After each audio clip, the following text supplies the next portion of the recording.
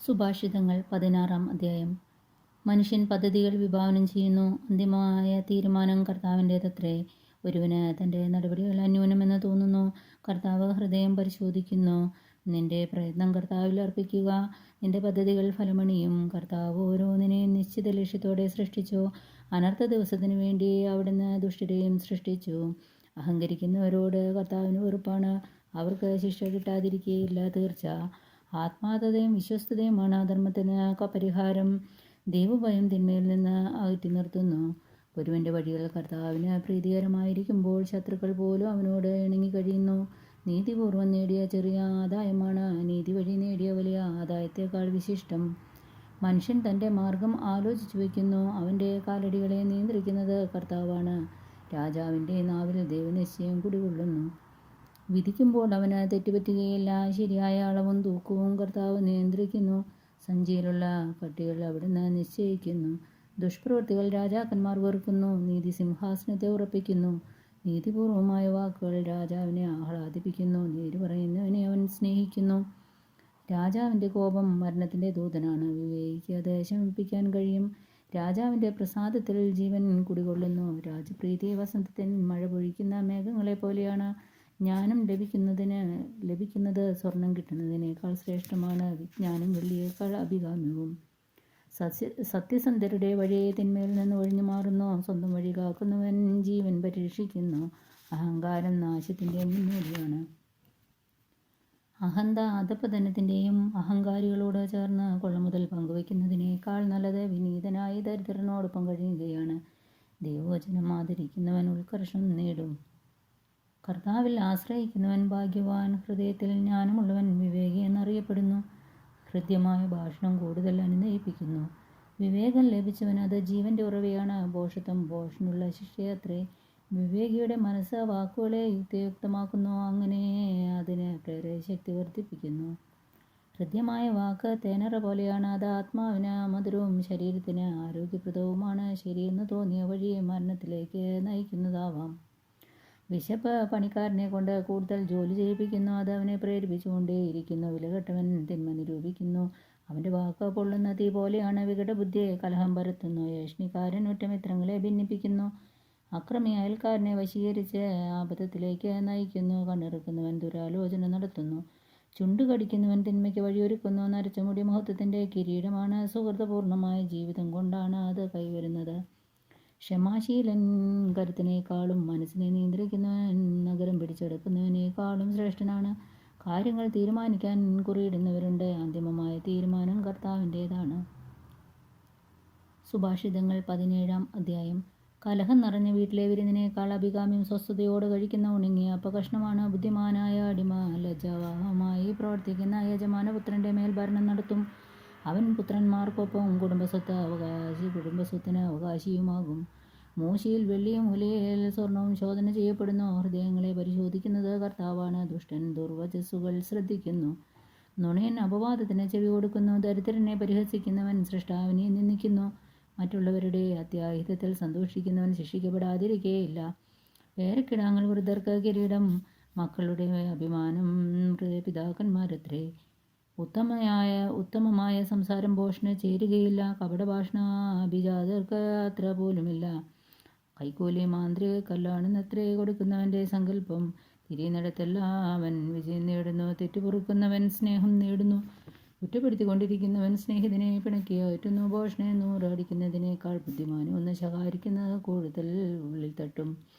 അധമൻ എപ്പോഴും കലാപകാരിയാണ്, ക്രൂരനായ ഒരു ദൂതൻ അവനെതിരായി അയക്കപ്പെടും. ഭോഷനെ അവൻ്റെ ഭോഷത്തിൽ നേരിടുന്നതിനേക്കാൾ എളുപ്പം കുഞ്ഞുങ്ങൾ അപഹരിക്കപ്പെട്ട ഒരു പെൺകരടിയെ നേരിടുകയാണ്. ഉപകാരത്തിന് പകരം അപകാരം ചെയ്യുന്നവൻ്റെ ഭവനത്തിൽ നിന്ന് തിന്മ വിട്ടകലുകയില്ല. കലഹത്തിൻ്റെ ആരംഭം അണപൊട്ടുന്നത് പോലെയാണ്, കലഹം തുടങ്ങുന്നതിന് മുമ്പ് തന്നെ അത് ഒഴിവാക്കിക്കൊള്ളുക. ദുഷ്ടരുടെ പ്രവൃത്തികളെ ന്യായീകരിക്കുന്നവനും നീതിമാന്മാരിൽ കുറ്റം ചുമത്തുന്നവനും ഒന്നുപോലെ കർത്താവിനെ വെറുപ്പിക്കുന്നു. ഭോഷന് ധനമുണ്ടായിട്ട് എന്ത് പ്രയോജനം? അവന് ജ്ഞാനം വിലയ്ക്ക് വാങ്ങാൻ കഴിയുമോ? മിത്രം എപ്പോഴും മിത്രം തന്നെ, ആപത്തിൽ പങ്കുചേരാൻ ജനിച്ചവനാണ് സഹോദരൻ. ബുദ്ധിഹീനൻ അയൽക്കാരന് വാക്ക് കൊടുക്കുകയും ജാമ്യം നിൽക്കുകയും ചെയ്യുന്നു. നിയമനിഷേധകൻ കലഹപ്രിയനാണ്. വാതിൽ ഉയർത്തി പണിയുന്നവൻ നാശം ക്ഷണിച്ചു വരുത്തുന്നു. കുടില മാനസൻ ഐശ്വര്യം പ്രാപിക്കുകയില്ല. വികടഭാഷണം നടത്തുന്നവൻ ആപത്തിൽ പതിക്കുന്നു. വിഡ്ഢിയായ പുത്രൻ പിതാവിൻ്റെ ദുഃഖമാണ്. ഭോഷന്റെ പിതാവിന് ഒരിക്കലും സന്തോഷമില്ല. സന്തുഷ്ട ഹൃദയം ആരോഗ്യദായകവുമാണ്. തളർന്ന മനസ്സ് ആരോഗ്യം കെടുത്തുന്നു. നീതിയുടെ വഴി തെറ്റിക്കാൻ ദുഷ്ടൻ രഹസ്യമായി കൈക്കൂലി വാങ്ങുന്നു. ബുദ്ധിമാൻ ജ്ഞാനോന്മുഖനായിരിക്കുന്നു. ഭോഷന്റെ ദൃഷ്ടി അങ്ങുമിങ്ങും അലഞ്ഞു തിരിയുന്നു. മൂഢനായ പുത്രൻ പിതാവിന് ദുഃഖവും അമ്മയ്ക്ക് കയ്പുമാണ്. നീതിമാന്റെ മേൽ പിഴവ് ചുമത്തുന്നത് നന്നല്ല. ഉത്തമനെ പ്രഹരിക്കുന്നത് തെറ്റാണ്. വാക്കുകൾ നിയന്ത്രിക്കുന്നവൻ വിജ്ഞാനമാണ്. പ്രശാന്തമായ മനസ്സുള്ളവൻ ബുദ്ധിമാനത്രേ. മൗനം ഭജിക്കുന്ന മൂഢൻ പോലും ജ്ഞാനി എന്ന് കരുതപ്പെടുന്നു. അവൻ വായ പൂട്ടിയിരുന്നാൽ ബുദ്ധിമാനെന്ന് ഗണിക്കപ്പെടുന്നു. സുഭാഷിതങ്ങൾ 18-ാം അധ്യായം. വേറിട്ട് നിൽക്കുന്നവൻ എല്ലാ നല്ല തീരുമാനങ്ങളോടും മറുതിരിച്ചു നിൽക്കാൻ പഴുതു നോക്കുന്നു. ഭോഷന് സ്വന്തം അഭിപ്രായം പ്രകടിപ്പിക്കുന്നതിലല്ലാതെ കാര്യം ഗ്രഹിക്കുന്നതിൽ താല്പര്യമില്ല. ദുഷ്ടതയോടൊപ്പം അവജ്ഞയും ദുഷ്കീർത്തിയോടൊപ്പം അപമാനവും അനുഭവിക്കുന്നു. മനുഷ്യൻ്റെ വാക്കുകൾ അഗാധമായ ജലാശയമാണ്. ജ്ഞാനത്തിൻ്റെ ഉറവ പാഞ്ഞൊഴുകുന്ന അരുവിയും. ദുഷ്ടനോട് പക്ഷപാതം കാണിക്കുന്നതോ നീതിമാന് നീതി നിഷേധിക്കുന്നതോ നന്നല്ല. മൂഢൻ്റെ അധരങ്ങൾ കലഹത്തിന് വഴി തെളിയിക്കുന്നു. അവൻ്റെ വാക്കുകൾ ചാട്ടടിയെ ക്ഷണിച്ചു വരുത്തുന്നു. മൂഢൻ്റെ നാവ് അവനെ നശിപ്പിക്കുന്നു. അവൻ്റെ അധരങ്ങൾ അവന് കെണിയാണ്. ഏഷണിക്കാരൻ്റെ വാക്കുകൾ സ്വാദുള്ള അപ്പകഷ്ണങ്ങൾ പോലെ അത്രേ. അത് ഉള്ളിലേക്ക് ഇറങ്ങിച്ചെല്ലുന്നു. മടിയൻ മുടിയൻ്റെ സഹോദരനാണ്. കർത്താവിൻ്റെ നാമം ബലിഷ്ഠമായ ഒരു ഗോപുരമാണ്. നീതിമാൻ അതിൽ ഓടിക്കയറി സുരക്ഷിതനായി കഴിയുന്നു. സമ്പത്താണ് ധനികൻ്റേത്. ബലിഷ്ഠമായ നഗരം ഉയർന്ന കോട്ട പോലെ അത് അവനെ സംരക്ഷിക്കുന്നു. ഗർവം നാശത്തിൻ്റെ മുന്നോടിയാണ്. വിനയം ബഹുമതിയുടെയും. ചോദ്യം മുഴുവൻ കേൾക്കുന്നതിന് മുമ്പ് ഉത്തരം പറയുന്നത് ഭോഷത്വവും മര്യാദകേടുമാണ്. ഉന്മേഷമുള്ള മനസ്സ് രോഗം സഹിക്കുന്നു. തളർന്ന മനസ്സിനെ ആർക്ക് താങ്ങാൻ കഴിയും? ബുദ്ധിമാൻ അറിവ് നേടുന്നു. വിവേകി ജ്ഞാനത്തിന് കാതോർക്കുന്നു. സമ്മാനം കൊടുക്കുന്നതിന് വലിയവരുടെ അടുക്കൽ പ്രവേശനവും സ്ഥാനവും ലഭിക്കുന്നു. മറ്റൊരാൾ ചോദ്യം ചെയ്യുന്നവരെ വാദമുന്നയിക്കുന്നവൻ പറയുന്നതാണ് ന്യായമെന്ന് തോന്നും. തർക്കങ്ങൾ അവസാനിപ്പിക്കുന്നു. അത് പ്രബലരായ പ്രതിയോഗികളെ തീരുമാനത്തിലെത്തിക്കുന്നു. സഹോദരൻ സഹായത്തിനുള്ളവൻ ഉറപ്പുള്ള നഗരം പോലെയാണ്. എന്നാൽ കലഹം ഇരുമ്പഴികൾ പോലെ അവരെ പിടിച്ചകറ്റുന്നു. ആദരഫലം ഉപജീവനമാർഗം നേടിക്കൊടുക്കുന്നു. ആദരങ്ങൾ സംതൃപ്തി വിളയിക്കുന്നു. ജീവനെ നശിപ്പിക്കാനും പുലർത്താനും നാവിന് കഴിയും. അതിനെ സ്നേഹിക്കുന്നവർ അതിൻ്റെ കനി ഭുജിക്കണം. ഉത്തമയായ ഭാര്യയെ കണ്ടെത്തുന്നവൻ ഭാഗ്യവാൻ. അത് കർത്താവിൻ്റെ അനുഗ്രഹമാണ്. ദരിദ്രൻ കേണപേക്ഷിക്കുന്നു. ധനവാന്മാർ പരുഷമായി മറുപടി നൽകുന്നു. ചിലർ സ്നേഹിതരെന്ന് നടിക്കും. ചിലർ സഹോദരനേക്കാൾ ഉറ്റവരാണ്. സുഭാഷിതങ്ങൾ 19-ാം അധ്യായം. സത്യസന്ധനായ ദരിദ്രൻ ദുർഭാഷണം ചെയ്യുന്ന ഭോഷനേക്കാൾ ശ്രേഷ്ഠനാണ്. വിജ്ഞാനരഹിതമായ ഉത്സാഹം ശ്രേഷ്ഠകരമല്ല. തിടുക്കം കൂട്ടുന്നതിന് വഴിതെറ്റുന്നു. സ്വന്തം ഭോഷത്വമാണ് നാശത്തിലേക്ക് എത്തിക്കുന്നത്. എന്നിട്ടും ഹൃദയം കർത്താവിനെതിരെ കോപം കൊണ്ട് ജ്വലിക്കുന്നു. സമ്പത്ത് അനേകം പുതിയ സ്നേഹിതരെ നേടുന്നു. ദാരിദ്ര്യമുള്ള സ്നേഹിതരെ പോലും അകറ്റുന്നു.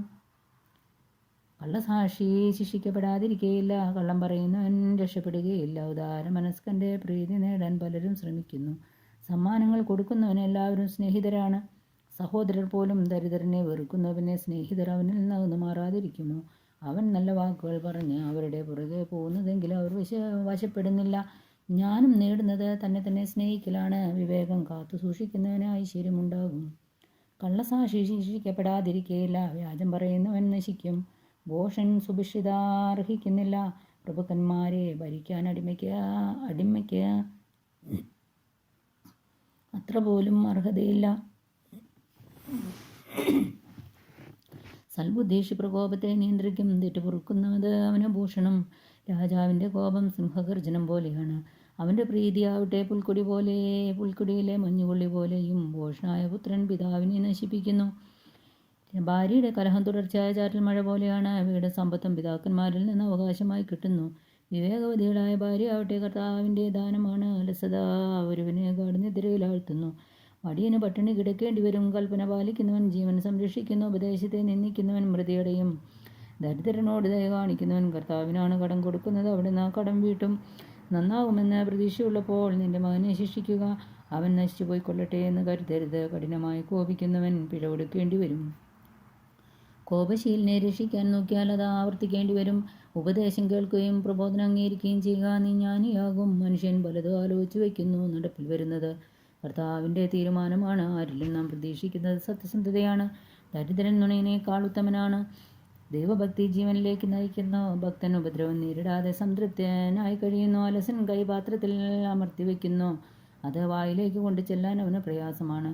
പരിഹാസകൻ പ്രഹരം ഏൽക്കുന്നത് കണ്ട് അല്പബുദ്ധികൾ വിവേകം പഠിക്കും. ബുദ്ധിയുള്ളവൻ ശാസനം കൊണ്ട് തന്നെ വിജ്ഞാനം നേടും. പിതാവിനോട് അതിക്രമം കാട്ടുകയും അമ്മയെ ആട്ടി ഓടിക്കുകയും ചെയ്യുന്ന മകൻ അപമാനവും അധിക്ഷേപവും വരുത്തിവെക്കുന്നു. മകനെ വിജ്ഞാനത്തിൻ്റെ വചനത്തിൽ നിന്ന് വ്യതിചലിക്കണമെന്നുണ്ടെങ്കിൽ മാത്രമേ പ്രബോധനം ചെവിക്കൊള്ളാതിരിക്കൂ. വിലകെട്ട സാക്ഷി നീതിയെ നിന്ദിക്കുന്നു. ദുഷ്ടൻ്റെ വായ അന്യായത്തെ വിഴുങ്ങുന്നു. പരിഹാസകർക്ക് ശിക്ഷാവിധിയും ഘോഷർക്ക് മുതുകിന് പ്രഹരവും സജീവമായിരിക്കുന്നു. സുഭാഷിതങ്ങൾ 20-ാം അധ്യായം. വീഞ്ഞ് പരിഹാസകനും മദ്യം കലഹക്കാരനുമാണ്. അവയ്ക്ക് അടിമപ്പെടുന്നവന് വിവേകമില്ല. രാജാവിൻ്റെ ഉഗ്രകോപം സിംഹഗർജനം പോലെയാണ്. അവനെ പ്രകോപിപ്പിക്കുന്നവൻ ജീവൻ അപകടത്തിലാക്കുന്നു. കലഹത്തിൽ ഒഴിഞ്ഞു നിൽക്കുന്നത് ബഹുമതിയാണ്. ഭോഷന്മാർ ശണ്ട കൂടിക്കൊണ്ടിരിക്കും. അലസൻ ഉഴവുകാലത്ത് നിലമൊരുക്കുന്നില്ല. കൊയ്ത്തുകാലത്ത് തേടി നടക്കുമൊന്നും ലഭിക്കുകയില്ല. മനസ്സിലുള്ള ആലോചന അഗാധമായ ജലം പോലെയാണ്. ഉൾക്കാഴ്ചയുള്ളവന് അത് കോരിയെടുക്കാം. തങ്ങൾ വിശ്വസ്തരാണെന്ന് പലരും കൊട്ടിഘോഷിക്കാറുണ്ട്. യഥാർത്ഥത്തിൽ വിശ്വസ്തനായ ഒരുവനെ ആർക്കും കണ്ടെത്താൻ കഴിയും. സത്യസന്ധതയിൽ ചരിക്കുന്ന നീതിമാന്റെ പിൻതലമുറകൾ അനുഗ്രഹിക്കപ്പെട്ടതാണ്. ന്യായാസനത്തിലിരിക്കുന്ന രാജാവ് നോട്ടം കൊണ്ട് എല്ലാ തിന്മകളെയും പാറ്റിക്കൊഴിക്കുന്നു. ഹൃദയം നിർമ്മലമാക്കി പാപത്തിൽ നിന്ന് ശുദ്ധി നേടിയിരിക്കുന്നു എന്ന് പറയാൻ ആർക്ക് കഴിയും? വ്യാജമായ തൂക്കങ്ങളും അളവുകളും ഒന്നുപോലെ കർത്താവ് വെറുക്കുന്നു. തങ്ങളുടെ സ്വഭാവം നിർദോഷവും നീതിത്വവുമാണോ എന്ന് ശിശുക്കൾ പോലും സ്വന്തം പ്രവൃത്തികളിലൂടെ വെളിപ്പെടുത്തുന്നു.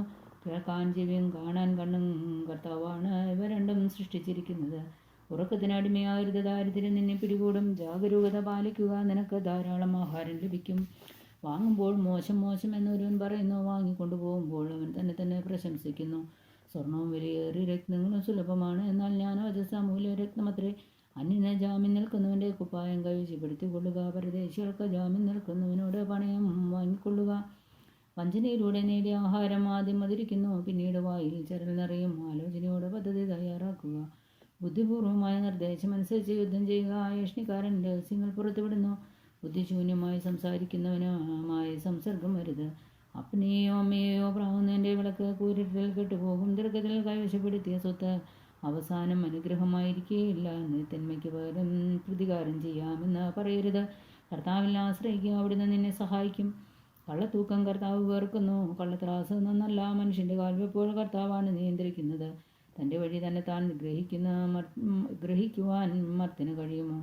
ഇത് വിശുദ്ധമാണെന്ന് പറഞ്ഞ് തിടുക്കത്തിൽ വഴിപാട് നേരുകയും പിന്നീട് മാത്രം അതിനെക്കുറിച്ച് ആലോചിക്കുകയും ചെയ്യുന്നത് ഒരു കെണിയാണ്. ജ്ഞാനിയായ രാജാവ് ദുഷ്ടനെ പുറത്താക്കി കളയുന്നു. അവരുടെ മേൽ രഥചക്രം പായിക്കുന്നു. മനുഷ്യചേതന കർത്താവ് കൊളുത്തിയ വിളക്കാണ്. അത് അവൻ്റെ ഉള്ളറകൾ പരിശോധിക്കുന്നു. ദയയും വിശ്വസ്തയും രാജാവിനെ സംരക്ഷിക്കുന്നു. നീതി അവൻ്റെ സിംഹാസനം ഉറപ്പിക്കുന്നു. യുവാക്കളുടെ മഹത്വം അവരുടെ കരുത്താണ്. നരച്ച മുടി വൃദ്ധരുടെ അലങ്കാരവും. മുറിപ്പെടുത്തുന്ന താടനങ്ങൾ ദുശീലങ്ങളെ നിർമ്മാർജ്ജനം ചെയ്യുന്നു. കണക്കാടി മനസ്സിൻ്റെ ഉള്ളറകളെ ശുചിയാക്കുന്നു.